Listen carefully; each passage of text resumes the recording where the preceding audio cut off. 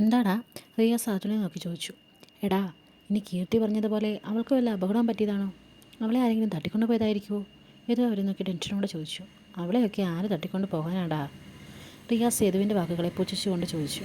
എടാ, കഴിഞ്ഞ ദിവസം അവളെ കുറച്ച് പേർ ആക്രമിക്കാൻ നോക്കിയപ്പോൾ അല്ലേ ഞാൻ ഇടയ്ക്ക് കയറിച്ചെന്നത്? അവന്മാരല്ലേ എനിക്ക് ഈ പണി തന്നത്. ഇനി അവന്മാർ വല്ലതും? യദു ചോദിക്കുന്നത് കേട്ട് റിയാസ് നെറ്റിച്ചൊളിച്ചു. യദു പറഞ്ഞതിൽ കാര്യമില്ലാതില്ല എന്നവന് തോന്നി.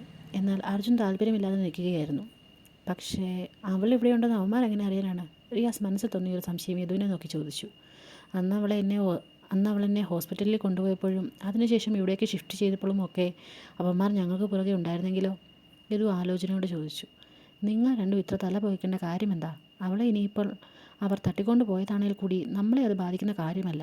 അർജുൻ അവരുടെ ടെൻഷൻ കണ്ട് പറഞ്ഞു. നമ്മളെ ബാധിക്കും മജു. ഒരു അന്വേഷണം വന്നാൽ അവൾ ഇന്നലെ ഉച്ചവരെ നമ്മുടെ കൂടെ അല്ലായിരുന്നു ഉണ്ടായിരുന്നത്. ഏതോ അർജുനെ നോക്കി ചോദിച്ചു. എടാ, അവളെ കാണാനില്ല എന്ന് പറഞ്ഞ് ആര് പരാതി കൊടുക്കാനാണ്? അവളുടെ തന്ത ഈ ഹോസ്പിറ്റലിൽ നിന്ന് തന്നെ പൈസ വാങ്ങിക്കൊണ്ട് പോയപ്പോൾ തന്നെ ഊഹിച്ചൂടെ അയാൾ പോലീസിൽ പരാതി ഒന്നും കൊടുക്കാൻ പോകുന്നില്ലെന്ന്? അയാൾക്ക് പൈസ മതി, അത് അയാൾക്ക് കിട്ടുകയും ചെയ്തു. അർജുൻ യദുവിനെ നോക്കി പറഞ്ഞു. പരാതി കൊടുത്തിരുന്നാൽ തന്നെ ഇതിനോടകം പോലീസ് അന്വേഷിച്ച് ഇവിടേക്ക് വന്നിരുന്നേനെ. ഒന്നുമല്ലെങ്കിലും ഒരു പെണ്ണല്ലേ മിസ്സിങ്? അർജുൻ അവരെ നോക്കി പറഞ്ഞു. അതാണ് എൻ്റെ മനസ്സമാധാനം കെടുത്തുന്നത്. അവളൊരു പെണ്ണല്ലേ? അവളുടെ അപ്പം പോലും അവളെ അന്വേഷിക്കാൻ മുതിർന്നില്ലെങ്കിൽ അവൾക്ക് വല്ല അപകടവും പറ്റിയാൽ? ഇന്നത്തെ കാലത്ത് ചെറിയ കുഞ്ഞുങ്ങളെ തന്നെ ചിലവന്മാർ വെറുതെ വിടുന്നില്ല. അപ്പോൾ അവളെപ്പോലൊരു പെണ്ണിനെ ഇത് പറഞ്ഞു വന്നത് നിർത്തി. നീ എന്തിനാ ഇത്ര ടെൻഷൻ അടിക്കുന്നത്? പോലീസ് കേസാകും അതിൽ പെടുമെന്നൊക്കെ കരുതിയാണെങ്കിൽ അതോർത്ത് നീയൊന്നും പേടിക്കണ്ട. ഞാനെല്ലാം മാനേജ് ചെയ്തോളാം. അർജുൻ യദുവിനെ നോക്കി പറഞ്ഞു. എനിക്ക് പോലീസും കേസും ഒന്നും അല്ല പ്രശ്നം. അവളുടെ സുരക്ഷ. ഒന്നുമില്ലെങ്കിലും എന്നെ രക്ഷിച്ചത് അവളല്ലേടാ. ഇത് പറഞ്ഞത് കേട്ട് അർജുന് ദേഷ്യമാണ് തോന്നിയത്. നിനക്കിങ്ങനെ പറ്റാനും കാരണം അവൾ തന്നെയാണ്. അർജുൻ ദേഷ്യത്തിൽ തന്നെ പറഞ്ഞു. അതെ, പക്ഷേ അവൾക്ക് വേണേൽ രക്തം വാർന്ന് ഞാൻ അവളെ കിടക്കട്ടെ എന്ന് കരുതി അവിടെ നിന്നും പോകാമായിരുന്നു. പക്ഷെ അവൾ അങ്ങനെ ചെയ്തില്ലല്ലോ. ഇത് വീണ്ടും ഭദ്രൻ ന്യായീകരിച്ചു. എടാ, അത് വേണേൽ അവളുടെ കയ്യിൽ പൈസയൊന്നുമില്ലായിരുന്നല്ലോ. നിന്നെ രക്ഷിച്ച് നിൻ്റെ കയ്യിൽ നിന്ന് പൈസ കിട്ടുമല്ലോ എന്ന് അവൾ ഓർത്ത് കാണും. റിയാസാണ് അത് പറഞ്ഞത്. അത് തന്നെ, എന്ത് ചെയ്തിട്ടാണേലും പൈസ കിട്ടിയാൽ മതി എന്നൊരു ചിന്തയെ അവൾക്കും അവളുടെ തന്തയ്ക്കും ഉള്ളൂ. അർജുൻ പല്ലിറമ്മിക്കൊണ്ട് പറഞ്ഞു.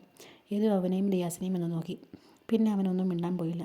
അവരോട് എന്തു പറഞ്ഞിട്ടും കാര്യമില്ല എന്ന് തോന്നിയതിനാലാകും അവൻ ബെഡിലേക്ക് ചാഞ്ഞു. അർജുനും റിയാസും ഒന്ന് പരസ്പരം നോക്കി. അർജുൻ്റെ അവഗണനയെ ഓർത്ത് ദേഷ്യത്തിൽ ഇരിക്കുകയായിരുന്നു ശില്പ. ദേഷ്യത്തോടൊപ്പം അവൾക്ക് സങ്കടവും തോന്നുന്നുണ്ടായിരുന്നു. ഇല്ല ജു, നിന്നെ അങ്ങനെ വിട്ടുകളയാൻ എനിക്കാകില്ല. എനിക്ക് നിന്നെ വേണം. എന്നോടൊപ്പം തന്നെ ഇനിയുള്ള കാലം നീ ഉണ്ടാകണം. നിൻ്റെ അവഗണന ഞാൻ എങ്ങനെയും മാറ്റിയെടുക്കും. നോക്കിക്കോ. ശില്പ ഒഴുകിയിറങ്ങിയ ഒരു തുള്ളി കണ്ണീർ തുടച്ചു മാറ്റിക്കൊണ്ട് വാശിയോടെ പറഞ്ഞു. അതേ നേരമാണ് കോളിംഗ് ബെൽ മുഴങ്ങിയത്. ശില്പ വാതിലിനരികിലേക്ക് ചെന്ന് അത് തുറന്നതും പെട്ടെന്ന് അവളെ വാതിൽക്കൽ നിന്ന് തള്ളി മാറ്റി അക്ഷയ് അകത്തേക്ക് കയറി. അക്ഷയ്, നീ നീ എന്താ ഇവിടെ? നിന്നോട് ഞാൻ പറഞ്ഞതല്ലേ ഇവിടേക്ക് ഉള്ള വരവ് വേണ്ടെന്ന്? ശില്പ അവനെ കാണാൻ ദേഷ്യത്തിൽ തന്നെ പറഞ്ഞു. അവനത് കേട്ടില്ല എന്ന് നടിച്ച് പെട്ടെന്ന് തന്നെ വാതിലടച്ച് കുറ്റിയിടുകയും ശേഷം തിരിഞ്ഞ് ശില്പയുടെ അരയിലൂടെ കഴിച്ചിട്ട് അവളെ വലിച്ച് അവൻ്റെ ശരീരത്തിലേക്ക് ചേർക്കുകയും ചെയ്തു. അജു വീണ്ടും നമ്മളെ വല്ലോ? അവൾ പറയുന്നതിനിടയിൽ തന്നെ അവൻ അവളുടെ ചുണ്ടുകൾ കടിച്ചെടുത്തിരുന്നു. അവൾ അവനെ ആദ്യം ഒന്ന് തള്ളി മാറ്റാൻ ഒരുങ്ങിയെങ്കിലും പിന്നെ അവനേക്കാൾ ആവേശത്തിൽ ആ ചുംബനത്തിൽ ഏർപ്പെട്ടു. അധികം വൈകാതെ ആ ചുംബനത്തോടൊപ്പം അവരുടെ ശരീരവും ചൂടുപിടിച്ചു. അവനൊരു അമർച്ചയോടെ അവളിലേക്ക് പടർന്നു കയറി ഒരു കിതപ്പോടെ ബെഡിലേക്ക് മലർന്നു കിടന്നു. ഇരുവരും പൂർണ്ണ നഗ്നരായിരുന്നു. ഇപ്പോഴാണ് ഒന്ന് ആശ്വാസമായത്. എത്ര ദിവസമായി നമ്മളിങ്ങനെയൊന്ന് കണ്ടിട്ട്? അവൻ പറഞ്ഞുകൊണ്ട് അവളുടെ വാരത്തിൽ കൈയമർത്തി. അവളൊന്ന് മൂളിക്കൊണ്ട് തിരിഞ്ഞ് അവൻ്റെ കഴുത്തിടുക്കിലേക്ക് മുഖം അമർത്തി. എനിക്ക് താല്പര്യമില്ലാഞ്ഞിട്ടല്ല അക്ഷയ്, പക്ഷേ അജുവിനെ ഓർത്തിട്ടാണ്. ഒന്നാമത്തെ അന്നത്തെ ആ സംഭവത്തിന് ശേഷം എനിക്ക് പേടിയാണ്. അജു വീണ്ടും നമ്മളെ ഒരുമിച്ച് കണ്ടാൽ പിന്നെ അവൻ എന്നെ പൂർണ്ണമായി വേണ്ടാന്ന് വയ്ക്കും. ഇപ്പോൾ തന്നെ അവൻ എന്നോട് ക്ഷമിച്ച് നിൽക്കുന്നത് എൻ്റെ ആത്മഹത്യാ നാടകവും പിന്നെ എൻ്റെ കള്ളങ്ങളും വിശ്വസിച്ചാണ്. ശില്പ പറഞ്ഞത് കേട്ട് അവനൊന്ന് വിശ്വസിച്ചു. അവനല്പം അയഞ്ഞോ? അവൻ അവളുടെ നഗ്നമായ മേനിയിലൂടെ കൈ ഒടിച്ചുകൊണ്ട് ചോദിച്ചു.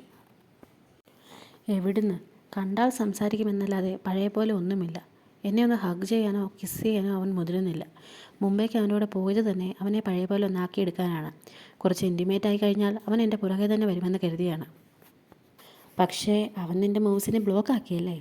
അവൻ അവളെ നോക്കി ചിരിയോടെ ചോദിച്ചു. അവൾ നിരാശയോടെ മൂളി. നീ ഒന്നുകൊണ്ടും പേടിക്കണ്ട ബേബി. അവൻ്റെ ജീവിതത്തിൽ ഒരൊറ്റ പെണ്ണ് കാണും, അത് നീ മാത്രമായിരിക്കും. അവനെ ഏത് വിധേനയും നിന്നിലേക്ക് തന്നെ കൊണ്ടുവന്ന് എത്തിച്ചിരിക്കും ഈ അക്ഷയ്. അവൻ അവൾക്ക് ഉറപ്പ് നൽകി.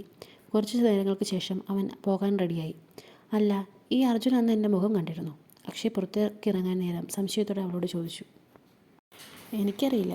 ഞാൻ അവനോട് എനിക്കൊരു ചതി പറ്റിയെന്ന് പറഞ്ഞതല്ലാതെ അവനായി അന്നത്തെ കാര്യങ്ങളെപ്പറ്റി എന്നോടൊന്നും ചോദിച്ചിട്ടില്ല. അറ്റ്ലീസ്റ്റ് എന്നെ ചതിച്ചത് ആരാണെന്ന് പോലും ചോദിച്ചിട്ടില്ല. ശില്പ പറഞ്ഞത് കേട്ട് അക്ഷയ് ഒന്ന് നെറ്റി ചൊളിച്ചു. നീ എന്താ അങ്ങനെ ചോദിക്കാൻ? ശില്പ അവനെ നോക്കി ചോദിച്ചു.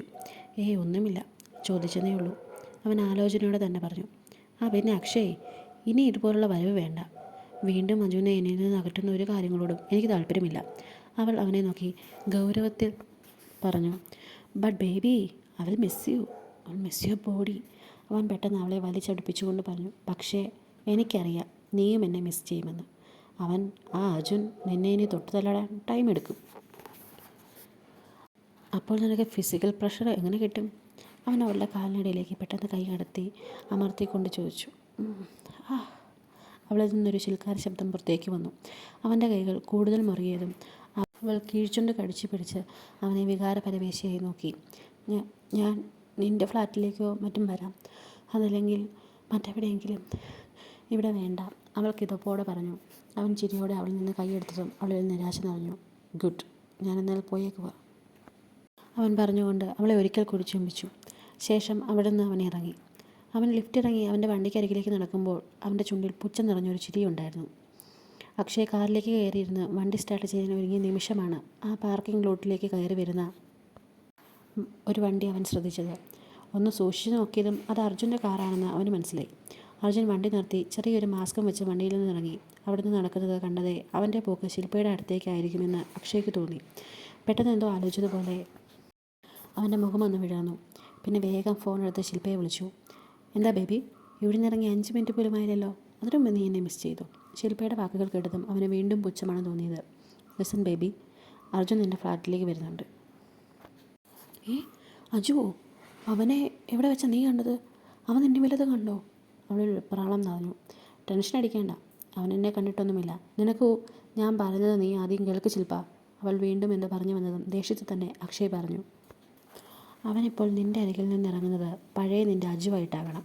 അതിന് നീ വീണ്ടും ഒരു ഡ്രാമ കളിക്കണം, അവൻ ഗൗരവത്തിൽ പറഞ്ഞു. എന്ത് ഡ്രാമ? അവൾ സംശയത്തോടെ ചോദിച്ചു. അക്ഷയ് എന്തെല്ലാമോ കാര്യങ്ങൾ അവളോടായി പറഞ്ഞു കൊടുത്തു. ഇതേ നേരം ലിഫ്റ്റ് ഇറങ്ങി അർജുൻ ശില്പയുടെ ഫ്ലാറ്റിൽ ലക്ഷ്മിക്ക് നടന്നു.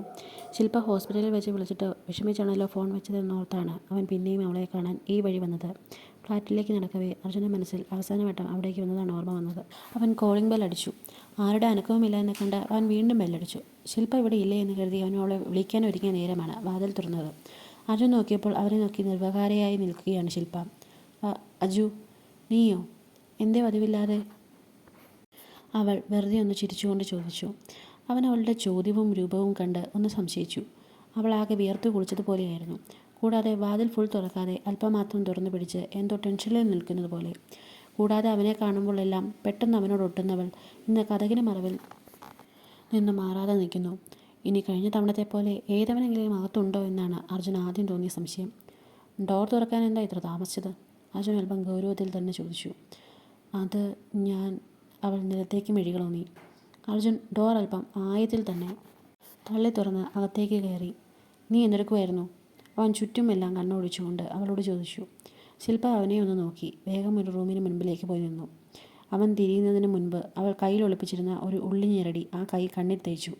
ശേഷം ആ ഉള്ളി അവൻ കാണാതെ തന്നെ നിലത്തേക്കിട്ട് അത് കാലുകൊണ്ട് തട്ടി ഒരു സോഫയുടെ അടിയിലേക്ക് കയറ്റി. ഞാൻ ചോദിച്ചത് നീ കേട്ടില്ലേ? അർജുൻ അവൾക്ക് നേരെ തിരിഞ്ഞുകൊണ്ട് ചോദിച്ചു. അത് ഞാൻ വെറുതെ ഇരിക്കുമായിരുന്നു, അവൾ പുറകിലെ റൂമിലേക്കൊന്ന് തല വെട്ടിച്ച് നോക്കിക്കൊണ്ട് പറഞ്ഞു. അർജുൻ അവളുടെ നോട്ടം ആ റൂമിലേക്ക് ആണെന്ന് മനസ്സിലാക്കി ആ റൂമിലേക്ക് കയറാൻ തുനിഞ്ഞു. എന്നാൽ പെട്ടെന്ന് തന്നെ അവന് മുൻപിലേക്ക് അവൾ കയറി നിന്നു. എന്താ ജു? അവൾ വെപ്രാളത്തോടെ ചോദിച്ചു. മാറ്, ഞാൻ അകത്തുനിന്ന് നോക്കട്ടെ, അർജുൻ അവളെ നോക്കി തറപ്പിച്ച് പറഞ്ഞു. എന്താ ഇവിടെ ഒന്നുമില്ല, അവൾ വീണ്ടും വെപ്രാളത്തോടെ പറഞ്ഞു. ഒന്നുമില്ല എന്ന് ഞാൻ അകത്തേക്ക് കയറി നോക്കിയിട്ട് പറയാം, അർജുൻ പറഞ്ഞുകൊണ്ട് അവളെ സൈഡിലേക്ക് തള്ളി മാറ്റി അകത്തേക്ക് കയറി നോക്കി. എന്നാൽ അകത്തെ കാഴ്ച കണ്ട് അവൻ ഞെട്ടലോടെ തിരിഞ്ഞ് ശില്പയെ നോക്കി.